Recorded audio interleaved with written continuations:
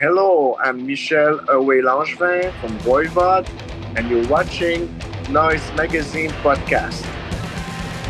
Ladies and gentlemen, welcome to Noise Magazine podcast again. And today our guest of the hour is Mr. Michel Langevin, Mr. Away from Voivod. Hello. So, Thanks Michel, for having me. thank you for making the appearance. So, a little over a month ago, you released Symphonic, a live album recorded with Quebec Symphony Orchestra. And I think that while we all learn to expect the unexpected from Voivod, it's still one of those things that's probably one of the least expected from you. So I just wonder how that idea came to life and what was the spark that started it? Well, it's actually it came under very special circumstances. There is a magazine in Montreal called L'Itinéraire. It's for homeless people. They sell it on the corner of the street to make some money, to make ends meet. And I did an interview for that magazine, and it was published online. And the solo bassoon for the Montreal Symphony Orchestra saw that, and he brought it to the organization. So we first did two shows in Montreal. They approached me. I came back from touring with Voivod. I had a message on my answering machine saying that Montreal Symphony Orchestra were looking for me, which is great. Okay, so it came from the outside of the band, actually. It was the outer impulse, totally. Yeah. Yes, although we always dreamed of doing something similar, it came from the Montreal Symphony Orchestra. We first did two shows last year with the Montreal Symphony Orchestra, and then we were offered to do one after in Quebec City with the Quebec Symphony Orchestra. That's the one that we documented, and we had to pick the set list, of course, and we sort of stayed away from the real thrash metal material, even though I know that all the musicians from both orchestras could play very fast stuff like Paganini, for example. We still wanted to pick songs that had many different movements that were more on the proggy style. And so once we did that, Chewy supplied the arranger with the charts, so he had a good head start, and we gave him some indications that we wanted it to sound like a soundtrack for a dystopian movie. And I remember mentioning to him also the old movies, Planet of the Apes, because there was some avant-garde music in the movies. And the one from the 60s, right? Yes, the ones from the 60s. And we also, I remember mentioning the early cyberpunk movies as well, like Mad Max, Blade Runner, Terminator, which really influenced us. And I think he really understood what we wanted, because it's exactly like we were dreaming it would be, like a soundtrack for a dystopian movie. Which is actually our next dream, our next mission would be to do a soundtrack for a sci-fi movie. That would be wonderful. I hope we get to see it quite soon. But I'm sure you had a lot of conversations with the arrangers. So I wonder what was their perspective and what made your music in their eyes, adaptable. Because sure, you can take most of metal tracks, I think, and put some strings on top of them. But when you listen to the symphonic, it's all very tied together. There's no accident happening. Yes, on the track. I think the arranger he really worked hard, so it wouldn't be like the orchestra following the band or the band following the orchestra. It's all intertwined. Chewy had a lot of great ideas, like, let's say, for holographic thinking, the band can stop there, the orchestra can keep going, and Snake can sing along with the orchestra. So we had a lot of ideas like that, which made the concert like a long journey for the public. So yeah, we worked very hard so it would not be like a boring concert with both band and orchestra doing the same thing. And I think we it was a success. We could tell. I mean, all three concerts, the public really enjoyed the experience. I was mainly involved with supplying art to different artists that animated my art for the screen behind the stage. So it was a full experience. There were many metal fans, of course, but there were also people that have a yearly subscription to the concerts that really enjoyed the experience as well. Also all the musicians from both orchestras really enjoy the concerts, and the way that people roar between the songs instead of clapping, And at one point, Dina, the girl conducting, at one point, the second show in Montreal, people were yelling, Dina, Dina. Oh, that's wonderful. That is wonderful. Yeah, we work a lot with Dina, so we had some cues there and there when we will look at each other, because there are many breaks in the Voivod music, and so I was very focused as a drummer, because if I missed one beat or one bar, the whole orchestra would get lost.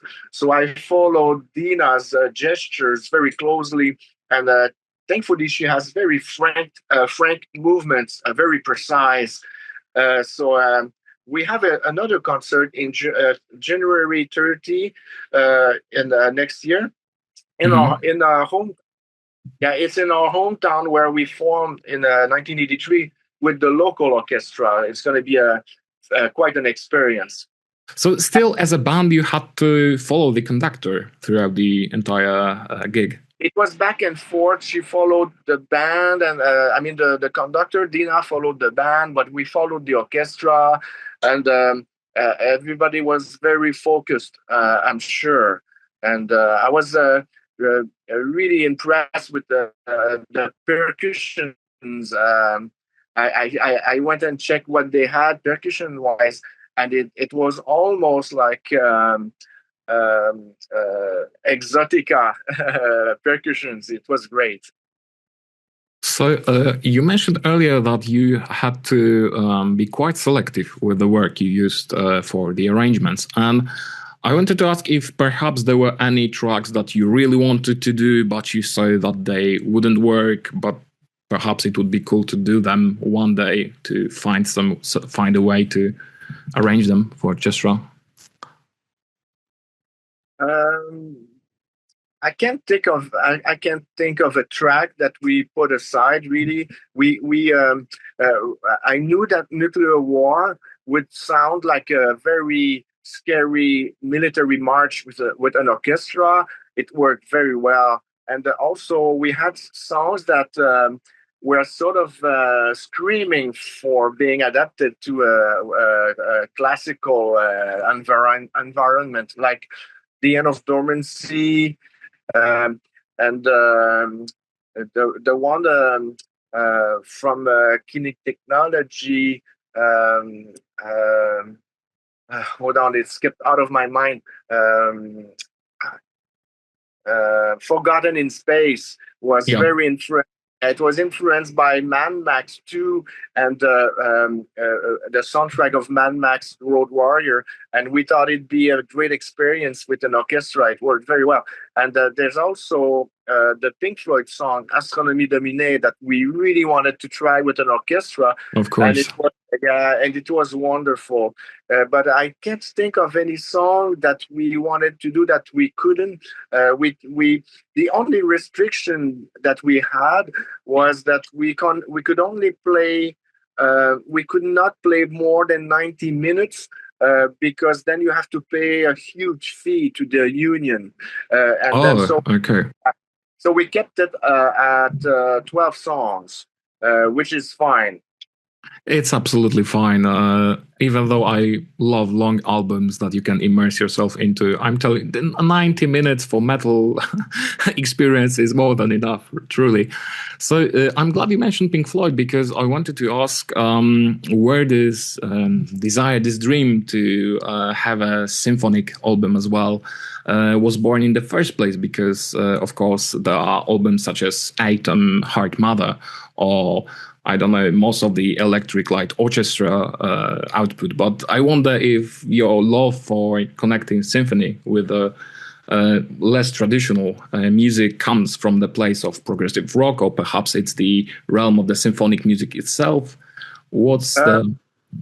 Well, I'm actually that familiar with many rock albums mixed with orchestras. Back when I was a teenager, I really loved the Deep Purple album, but I'm mainly familiar with the album by Asia called Symphonia, recorded in Bulgaria, and so I really love that album, and I think that.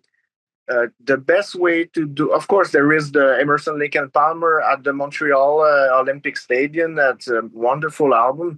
I think that it would be a dream come true to take the concert on the road, but we would have to, of course, do it with local orchestras. Of course. But yes, but that's a dream we have. Well, one day, I hope, because the powerful sound, unamplified yet so loud, it's just amazing. And I wanted to ask if there is one instrument or perhaps texture that orchestra allows you to achieve that you cannot really achieve as a rock-oriented band. Well, we had Chewy, our guitar player, is a teacher at college.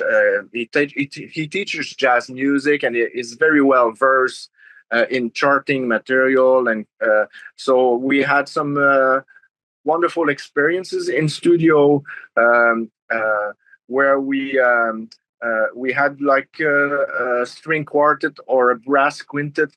And but I think that I was aiming for sounding a bit like Magma. That was like that was like my main goal, and I think that the full-on experience came from the fact that we were playing with 70 musicians, about 70 musicians. So it's a real powerful sound, and there were some technical aspects that I was not used to. Like we had to play with in-ears. I was playing in a cage, a fiberglass cage, and so it took me some time to get used to it. But by the concert number 3 in Quebec City, I was pretty confident and comfortable. So the main another difficulty was to record and document the concert. Just the audio is a lot of money, tens of thousands of dollars. So it was a huge investment. We really wanted to film it, but it's like hundreds of thousands of dollars. So we will start with the vinyl, and then maybe someday we can fill up some forms and get money from the government so we can film one concert. That would be amazing. I'm so happy that you mentioned that subject, that support from the government or any, support funds for musicians and for culture. What's the situation with this in Canada? Do you feel as an artist that the state supports you in any way, or is it, free for all and you have to completely fend for yourselves? Yes, I think we are lucky live in Canada. There is a lot of support. Let's say, for example, during the pandemic, since all concerts stopped, people could like the road crew and the musicians could apply for money every month to survive, because all the clubs were closed and concert halls were closed. Even the rehearsal space where we practice was closed. So we were able to, because of that, we were able to write the album Synchro Anarchy and record it during the pandemic because of support from the government. So that's wonderful. And was it difficult to get that support, or what I'm getting at?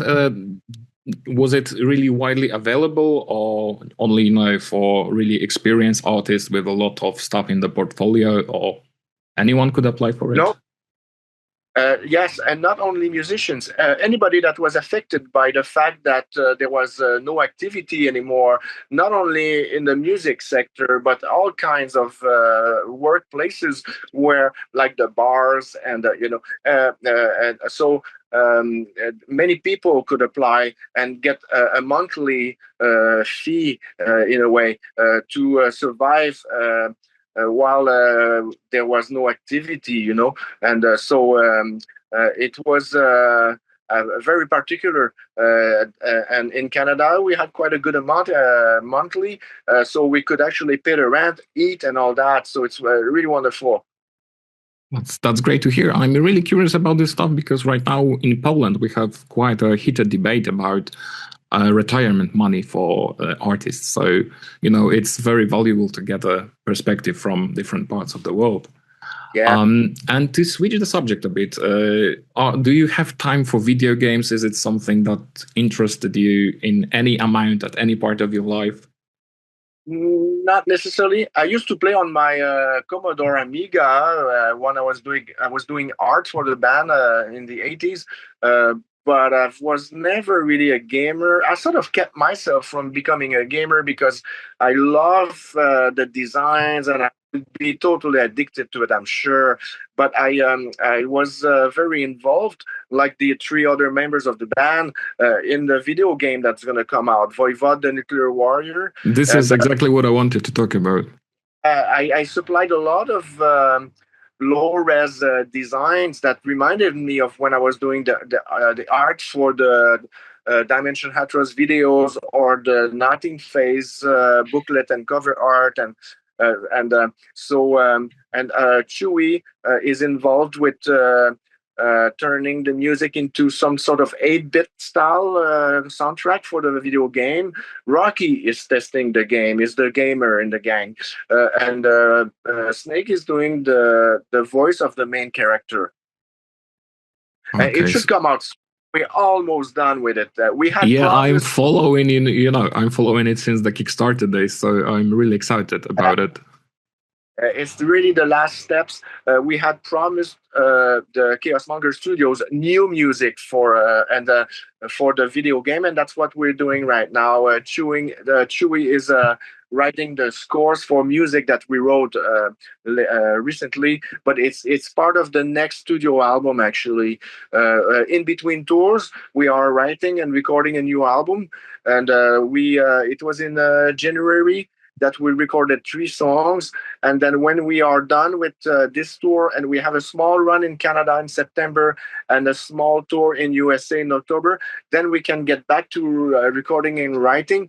It's a concept album with the core goal coming back, but we can only afford to write and record 3 songs at a time because of so much touring. But next year we booked less shows because we want to concentrate on the new album. So with the video game, with the orchestra album, and also you mentioned hypothetical soundscore for the music, for the movie. Is there any other medium that you would like to see your art adapted to? Either your graphics or Voivod's music? That's an interesting question. I think the main goal would be to write a soundtrack, of course. Aside from that, I didn't really think about another goal for now.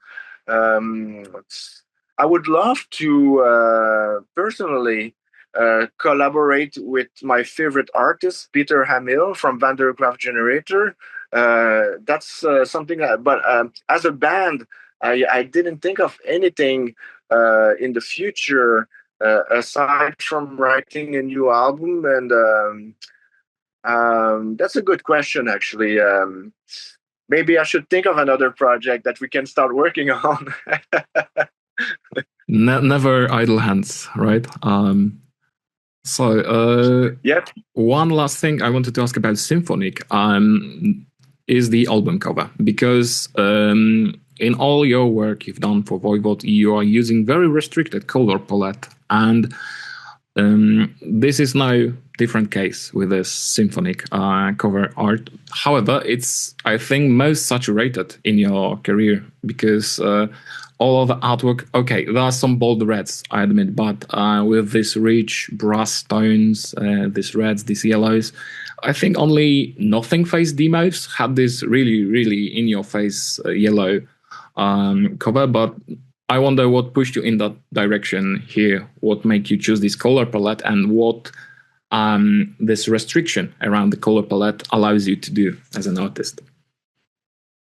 Yeah, I try to focus on three or four colors, and I don't want to make it too colorful. But with digital art, I can at least I can do some tests and experiments, and I supplied many different examples to the band, like cold colors, more on the purple and blue, or and Chewy thought that something that was more luminous was very appropriate for the concerts that we had played. So I went for like something like like a fire or the sun, or and of course I kept it post-apocalyptic. I turned the organ pipes into nuclear missiles and all that, but it's very like it's not necessarily a happy piece of work, but it's definitely more. It's definitely brighter than what I'm used to do. You know. Of course. And moving on to another subject, it's almost 2 years now since you've released the documentary, We Are All Connected. However, it's been so far available only at the festival, so I'm curious when we can expect, to see it in the wide distribution. Right now, we are aiming for a Christmas release. The main difficulty was to clear the rights for all the bits of music, because we've dealt with so many different publishing companies over the years that it was quite a Kafkaesque enterprise. Oh, really? Yes, but we finally cleared all the music, and so there will be a version for the festivals, but a version for Blu-ray and a version for platforms, online platforms. So we're aiming for a Christmas release right now, and I would think that the video game would come first. But finally, the We Are Connected documentary will be available in not too long. That's wonderful news.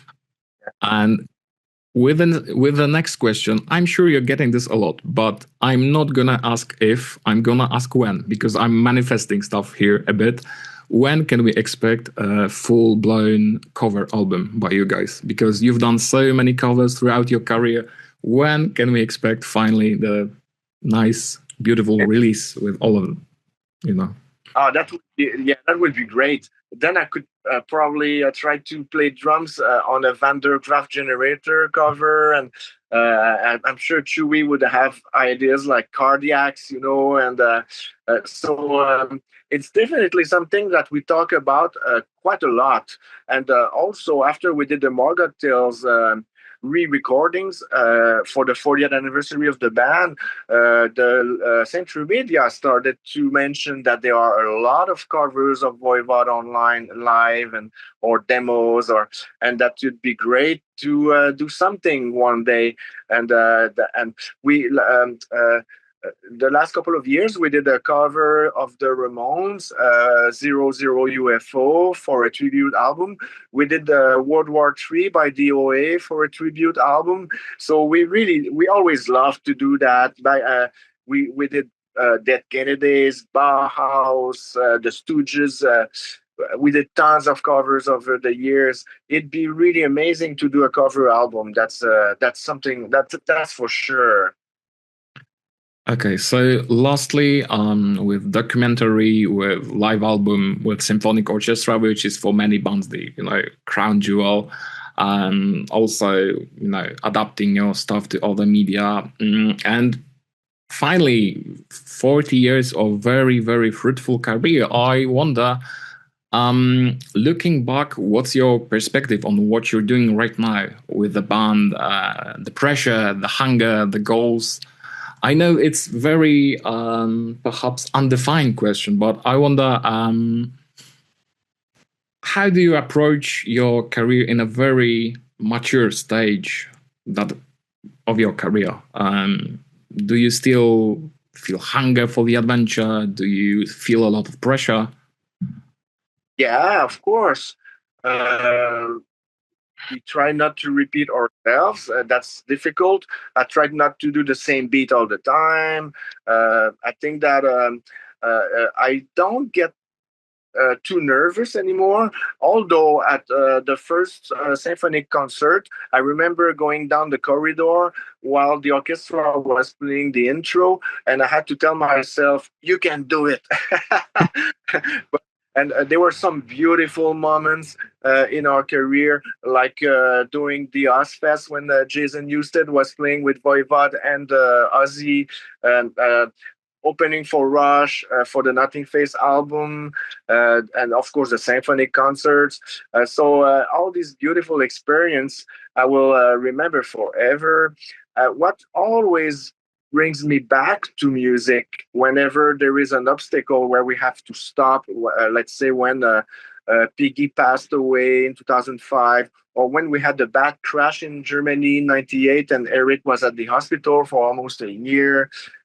Then I get really antsy, and I want to go back on the road because I'm addicted to traveling and see the world, meet our old friends, new friends, their children now, and so it's like just today in Gdansk. I walked around the club and I saw wonderful sculptures everywhere. And after every show, I draw my day and I do a sketch representing my day and I post it online.